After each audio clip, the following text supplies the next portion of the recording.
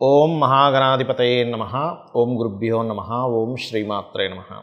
పరమేశ్వర స్వరూపమైనటువంటి జ్యోతిష, వాస్తు మరియు ఇతర అనేకమైనటువంటి శాస్త్రములను మనకు అందించినటువంటి మహర్షులకి నమస్కారం.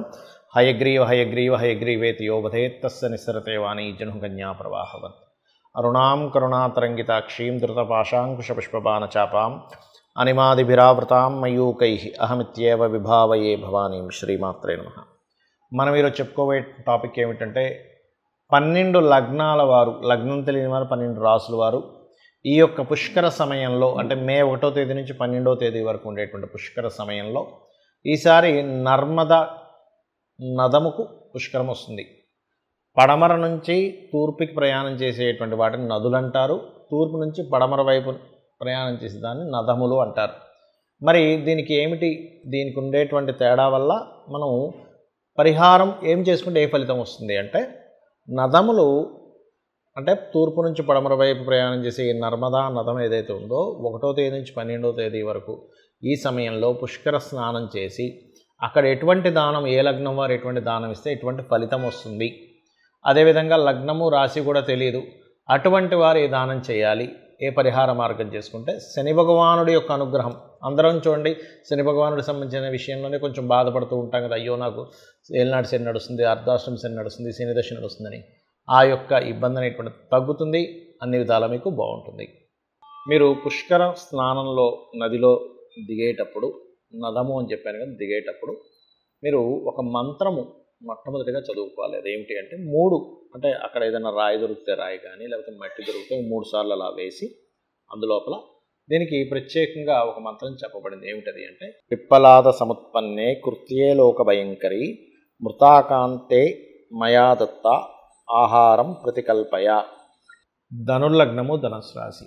మీకు ఈ యొక్క ప్రస్తుతం ఉన్నటువంటి గోచార రీత్యా ఉండే గ్రహాల స్థితిని బట్టి ఈ పుష్కర సమయంలో మీరు ఎటువంటి పదార్థము దానముగా ఇవ్వడం ద్వారా దారిద్రము, లాభాలు, ఆనందము ఇవన్నీ జరుగుతాయి అని చూసుకున్నట్లయితే, ప్రధానంగా మీరు ఇక్కడ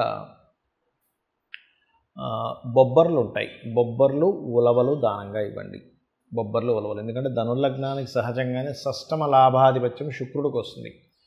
వీళ్ళ లైఫ్లో మీరు గమనించండి, ధనస్సు లగ్నం గుర్తుపెట్టుకోండి, శుక్ర మహర్దశ వచ్చింది, శుక్రుడికి సంబంధించినటువంటి కాంబినేషన్ వచ్చింది. ఖచ్చితంగా ఆ వివాహ సంబంధించినటువంటి విషయంలో కొన్ని వీళ్ళ పూర్వజన్మ కర్మలో, అంటే వివాహ సంబంధించిన దోషం ఉండేటువంటి దాంట్లో గ్రహాలు పడతాయి సర్వసాధారణంగా ధనుర్లగ్నంలో పుడితే కనుక.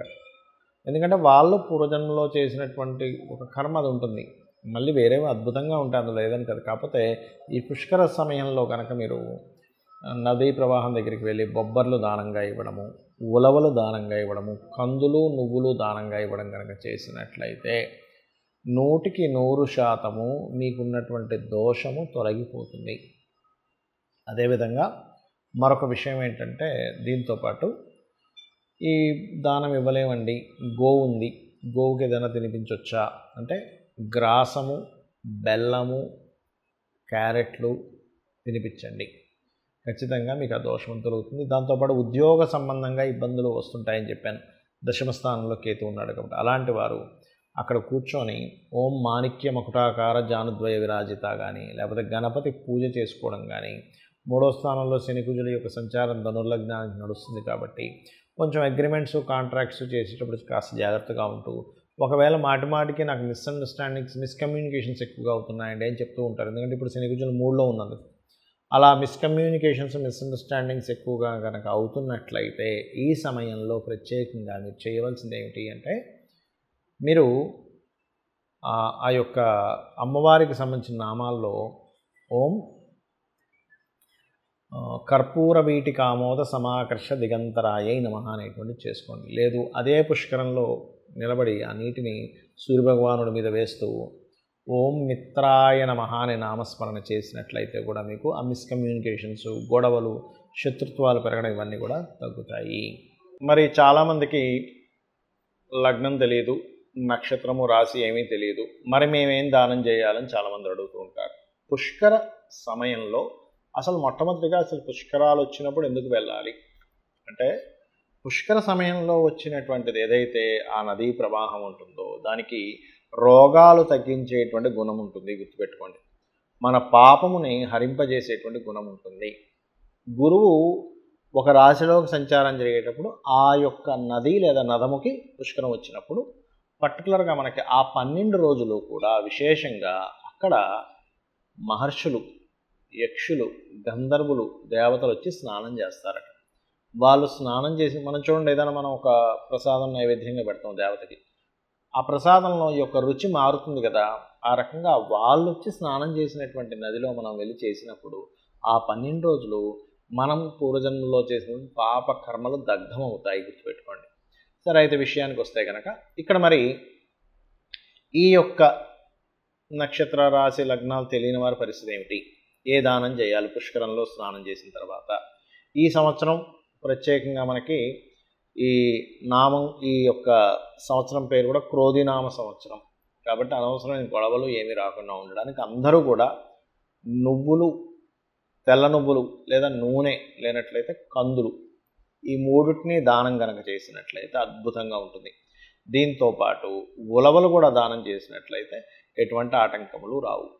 అయితే చాలామంది ఏమండి నేను ఇది ఎక్కడ దానం చేయాలి, ఎవరికి దానం చేయాలని కూడా అడుగుతుంటారు. దానం అనేటువంటిది పురోహితుడికి ఇవ్వాలి అనేటువంటిది తెలియదు చాలామందికి. కాబట్టి మీకు ఆలయంలో, అక్కడ దగ్గరలో ఉండే ఆలయంలో పురోహితుడికి దానంగా ఇవ్వచ్చు. అయితే ఇక్కడ కొన్ని ప్రదేశాల్లో దానం ఇవ్వడానికి పురోహితులు దొరకరు, ఆలయాలు ఉండవు. మరి అలాంటప్పుడు ఎలాగా?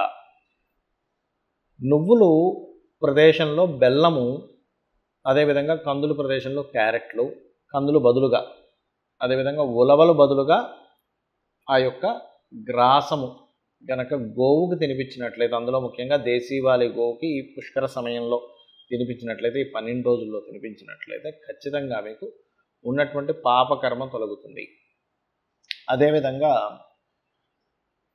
మరొక విషయం ఏంటంటే, ఈ దానము ఈ పుష్కర సమయంలో ఆ నదీ ప్రవాహం దగ్గరికి వెళ్ళి స్నానం చేసుకుని వచ్చిన తర్వాత చక్కగా ఇందాక నేను చెప్పిన మంత్రం ఉంది, మొదట్లో చెప్పాను, పిప్పలాద సముత్పన్నే అనేటువంటిది, ఆ మంత్రం చేసుకొని స్నానం చేసుకున్న తర్వాత బయటకు వచ్చి కూర్చున్న తర్వాత చక్కగా మీరు నదీ ప్రవాహం దగ్గర కనుక, అంటే లోపల కూర్చొని కాదండి, బయట కూర్చొని కనుక, ఎవరికైనా అప్పులు ఉన్నాయి బాగా, ఏమంటే మాకు బాగా అప్పులు ఉన్నాయండి, అప్పులు దొరకట్లేదు, ఎందుకంటే నదీ ప్రవాహం దగ్గర చేసే జపముకి ఎక్కువ ఫలితం ఉంటుందట. ఓం అపర్ణాయై నమః అనే మంత్రం చేయండి.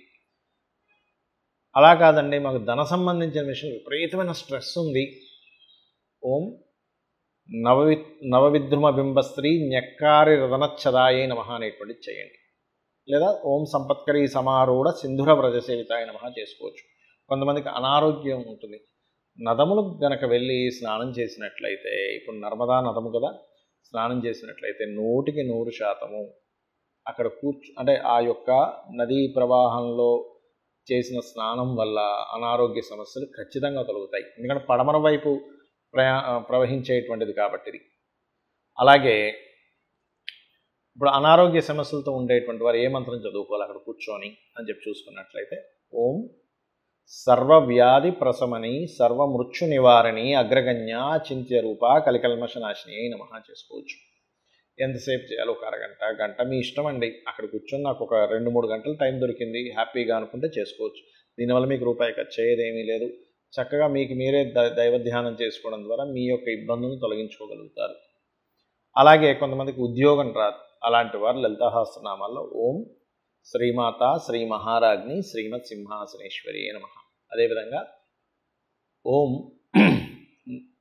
మాణిక్య మకుటాకార జానుద్వయ విరాజితాయై నమః చేసుకోవచ్చు.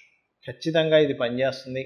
పనిచేసిందని చాలామంది నాకు ఫోన్ కాల్స్ రూపంలోని, మెసేజ్ రూపంలో చెప్పడం జరిగింది, కొన్ని వందల వేల మంది. అదంతా అమ్మవారి అనుగ్రహం, మన గొప్పతనం కాదు. ఇది చేయండి. ఏమైనా నదికి వెళ్ళలేకపోతున్నాము, నర్మదా నదం దగ్గరికి వెళ్ళలేము, మా దగ్గర అంత ధనము లేదు, మరి ఏం చేయాలి? ఎందుకంటే కొంతమందికి పాసిబిలిటీ ఉండదు, కానీ పాసిబిలిటీ ఉంటే వెళ్ళండి. వెళ్ళలేని స్థితిలో ఉన్నవారు ఒకటే గుర్తుపెట్టుకోండి, ఇంట్లో ఉండేటువంటి ఇంట్లో మనకి పైపు, మన బకెట్లోనో లేకపోతే షవర్లో నుంచో వాటర్ తీసుకొని నర్మదా నదముగా భావించి భక్తి శ్రద్ధలతో మీరు కనుక ఇలా పట్టుకొని స్నానం చేసినట్లయితే కూడా ఖచ్చితంగా ఫలితం వస్తుంది. అలా నదుల దగ్గరికి వెళ్ళొద్దని నేను చెప్పట్లేదు, ఖచ్చితంగా వెళ్ళాలి, ఖచ్చితంగా చేసుకోవాలి. కొంతమంది వెళ్ళలేని స్థితిలో ఉంటారు, ఇంట్లో వాళ్ళు పంపించరు, కొన్నిసార్లు ఇంట్లో వాళ్ళు గొడవ చేస్తారు, ఇప్పుడు నది దగ్గరికి వెళ్ళాల్సిన అవసరం ఉంది. ఇటువంటి వారు ఇలా కూడా చేయవచ్చు, గుర్తుపెట్టుకోండి. అదేవిధంగా ఈ సమయంలో అభిషేకాలు చేసుకోవడం కానీ, పుష్కరాల సమయంలో హోమాలు చేయడం కానీ, దైవకార్య సంబంధించినవి చేస్తే అధిక ఫలం వస్తుంది అని చెప్పబడిన శాస్త్రంలో. కాబట్టి ఇవి చేసుకొని మీరు మీ యొక్క జీవితాన్ని తరింపజేసుకుంటారని కోరుకుంటూ శ్రీమాత్రే నమః.